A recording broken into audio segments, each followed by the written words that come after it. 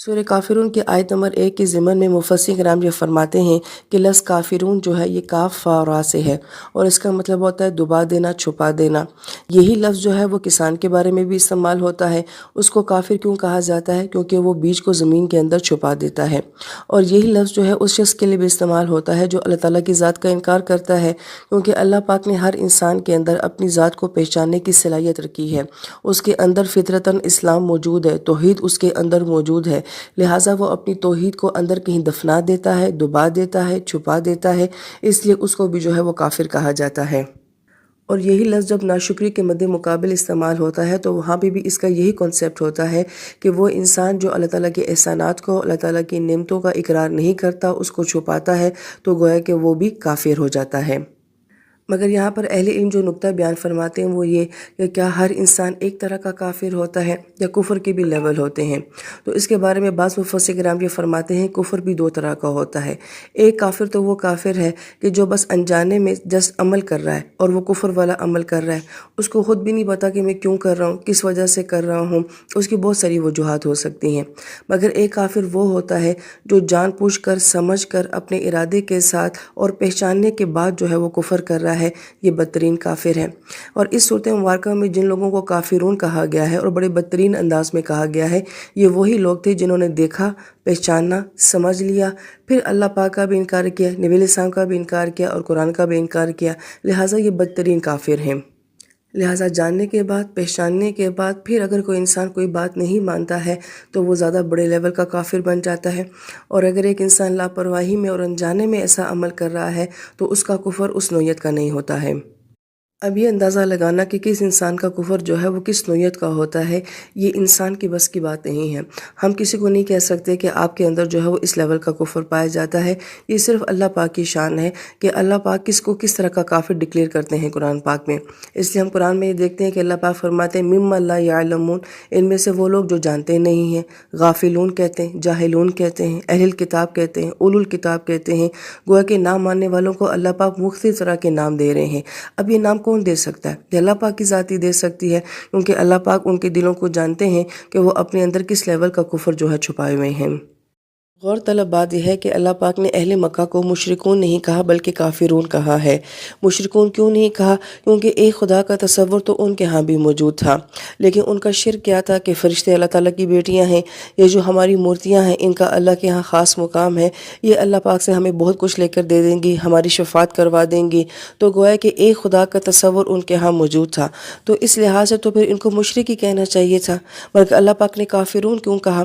اس لیے کہ اللہ پاک ان کے اس عقیدے کو قبول نہیں کر رہے ہیں۔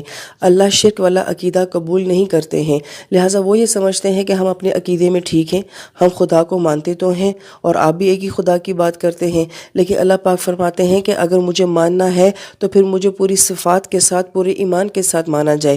اس طرح کا دوغلا ایمان اللہ پاک قبول نہیں فرماتے ہیں۔ اس لیے اہل علم یہاں پہ یہ نقطہ بھی بیان کرتے ہیں کہ بعض اوقات ہم اپنے آپ کو بہت ساری باتوں میں صحیح سمجھ رہے ہوتے ہیں کہ ہم وہی تو کر رہے ہیں جو اللہ پاک کہہ رہے ہیں، دین میں ایسا ہی تو ہے، مثلاً کہ ہم نمازیں پڑھ تو لیتے ہیں، ہم قرآن پڑھ تو لیتے ہیں، ہم صدقہ کر تو دیتے ہیں، مگر کیا آپ دکھاوے کی نمازیں پڑھتے ہیں؟ آپ دکھاوے کے صدقے کرتے ہیں؟ آپ دکھاوے کی نیکیاں کرتے ہیں یا آپ اللہ پاک کی ذات کے لیے کرتے ہیں؟ تو اگر تو یہ دکھاوے کا سب کچھ معاملہ ہے تو اللہ پاک ایسا ایمان قبول نہیں کرتے ہیں، دکھاوے والا ایمان اللہ پاک قبول نہیں کرتے ہیں۔ اللہ پاک فرماتے ہیں کہ مجھے خالص ایمان چاہیے۔ پھر آیت نمبر 2 سے لے کے 5 تک ہم یہ دیکھتے ہیں کہ عبارت کے اندر تکرار آ رہا ہے۔ مفسرین کرام یہ فرماتے ہیں اس کو تکرار تغلیظ بھی کہا جاتا ہے کہ غصے کی وجہ سے تکرار آ رہا ہے، یا پھر بیزاری کے اظہار کے لیے جو ہے ایک بات کو 2 مرتبہ دہرایا گیا ہے۔ اور یہ بھی نقطہ بیان کیا جاتا ہے کہ نبی علیہ السلام کو گویا کہ 2 طرح کی آفر دی گئی تھیں کہ یا تو آپ مال قبول کر لیں یا پھر آپ عورت قبول کر لیں، تو گویا کہ 2 مرتبہ جو ہے وہ انکار پیش کیا جا رہا ہے۔ اہل علم یہ فرماتے ہیں کہ عبادت کے اندر جو انکار پیش کیا جا رہا ہے وہ ایک حال کے صیغے کے ساتھ ہے کہ میں عبادت نہیں کرتا، اور ایک مستقبل کے صیغے کے ساتھ ہے کہ نہ ہی میں کبھی عبادت کروں گا۔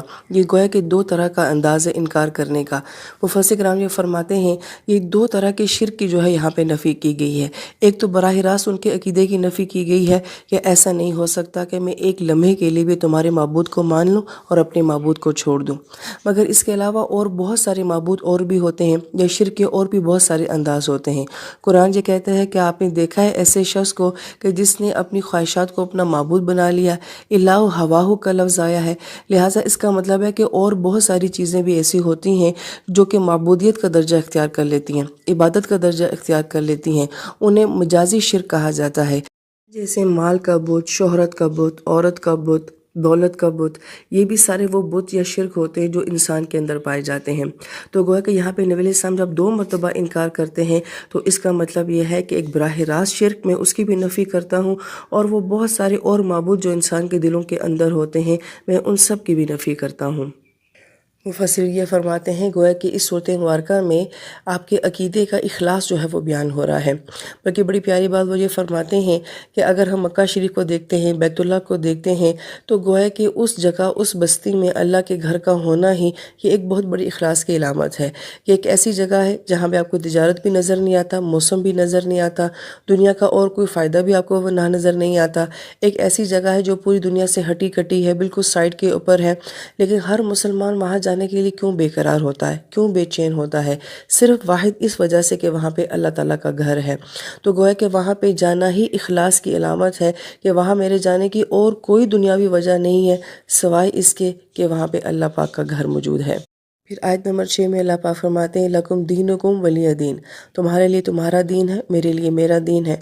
مفسر کرام جو فرماتے ہیں کہ اس آیت مبارکہ میں ایک لہجہ ہے جو ہم جیسے اجمی لوگ سمجھ نہیں پاتے ہیں، اور گرامر کے لحاظ سے کچھ باری نکات ایسے ہیں جو اس عبارت کی خوبصورتی کو واضح کرتے ہیں۔ مثلا آیت مبارکہ میں لی تھا کہ میرے لیے، لیکن یہاں پہ یا کے اوپر زبر لے آئی، اور دین نہیں تھا مگر یہاں پہ یا کو حذف کر دیا گیا اور دین کر دیا گیا۔ اور ایسا کیوں ہوتا ہے کہ الفاظ کو وہاں سے ہٹا کیوں دیا جاتا ہے؟ تو وہ فرماتے ہیں کہ جب کوئی انسان جذباتی انداز میں کسی بات کو بیان کرتا ہے یا شدت کے ساتھ کسی بات کو بیان کرتا ہے تو وہاں الفاظ عموماً شارٹ ہو جاتے ہیں۔ جیسے قرآن پاک میں اکثر جگہ ایسا اصول استعمال کیا جاتا ہے، فتقون کا لفظ آتا ہے، اصل میں فتقونی تھا کہ میری ذات سے ڈرو، لیکن یہاں پہ یا کو حذف کر دیا گیا۔ فرحبونی تھا کہ تمہیں خوف ہونا چاہیے تو میری ذات کا ہونا چاہیے، مگر یہاں پہ بھی فرحبون کر دیا۔ اور یہ ہم اردو لہجے میں کیسے سمجھتے ہیں؟ جیسے ہم یہ کہتے ہیں کہ ڈرو، سنو، بچو، لیکن آگے پوری بات نہیں کہی جاتی، کیا سنو، کس بات سے ڈرو، کس بات سے بچو، تو گویا کہ یہ الفاظ کی شدت کو بیان کرتے ہیں۔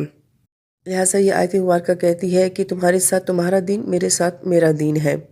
مفسر کرام یہ فرماتے ہیں کہ اس آیت مبارکہ کا یہ مطلب نہیں ہے کہ تم جو چاہے کرو تمہاری مرضی، میں جو چاہے کروں میری مرضی، نہیں۔ اس آیت مبارکہ کا مطلب یہ ہے کہ ہمارا اپنا ایک دین ہے، جسے شروع میں کہا گیا، ہمارے اپنے کردار ہیں، ہمارے اپنے اوصاف ہیں، ہماری اپنی عبادات ہیں، ہمارا اپنا ایک لائف سٹائل ہے، ہم تم سے بالکل ہٹ کر اور مختلف ہیں۔ بعض اہل علم تو یہ فرماتے ہیں کہ سورہ کافرون میں گویا کہ 2 قومی نظریہ بھی بیان کیا گیا ہے کہ ہم تمہاری طرح نہیں ہیں۔ لیکن سوال یہ پیدا ہوتا ہے، کیا آج ہم دوسری قوموں سے یا دوسرے مذاہب سے مختلف نظر آتے ہیں؟ ہمیں کوئی دیکھ کے اندازہ لگا لیتا ہے کہ ہاں بھئی یہ مسلمان کا حلیہ ہے، یہ مسلمان عورت جا رہی ہے اور یہ مسلمان مرد جا رہا ہے۔ لہٰذا ہمارے دین کا اپنا ایک مزاج ہے، اس کی اپنی ایک شان ہے، یہ دوسروں سے بہت مختلف اور بہت ممتاز ہے۔ ہم یہ کہتے ہیں کہ یہ صورت مبارکہ مسلسل اس بات کی نفی کرتی ہے کہ دین میں کسی بھی قسم کا کمپرومائز نہیں چلتا ہے، مگر یہ صورت مبارکہ تو کافر کو یہ بات کہہ رہی ہے، مگر آج کا مسلمان تو اپنے ہی گھر میں، اپنے ہی ملک میں یہ سارے حالات دیکھتا ہے۔ آج کے دور میں جب کوئی انسان دین کے اوپر چلنا چاہتا ہے تو اس کو کیا کہا جاتا ہے کہ بس نماز قرآن پڑھ لیتے ہو، اتنا دین کافی ہے۔ کسی کو پردہ کرتے ہوئے دیکھتے ہیں تو کہتے ہیں اتنا ایکسٹریم پہ جانا بھی ٹھیک نہیں ہے۔ جو بندہ حلال کماتا ہے، حرام کو چھوڑ دیتا ہے تو وہ کہتے ہیں کہ اس میں گزارا کیسے ہوگا، اپنے بچوں کو مارنا چاہتے ہو، اپنے اوپر ظلم کر رہے ہو، اللہ تعالیٰ اتنا سخت نہیں ہے، وہ مہربان ہے، وہ معاف کر دے گا۔ دنیا کے ساتھ بھی چلنا پڑتا ہے، دنیا داری بھی ساتھ ساتھ رکھنی پڑتی ہے۔ کتنے ملتے جلتے الفاظ ہیں جو اس زمانے کا کافر یہ کہتا تھا اور آج کا مسلمان بھی یہی کہتا ہے۔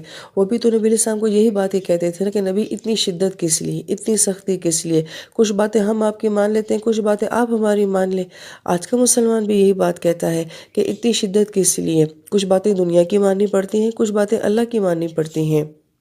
لہذا یہ آیت مبارکہ صرف کافر سے نہیں بلکہ مسلمانوں کے ان رویوں سے بھی کہہ رہی ہے کہ جو دین تم اختیار کیے ہوئے ہو اس کی جزا بھی تم لوگ دیکھ لو گے، اور جس دین کے اوپر میں چل رہی ہوں اس دین کی جزا بھی کل قیامت کے دن پتہ چل جائے گی۔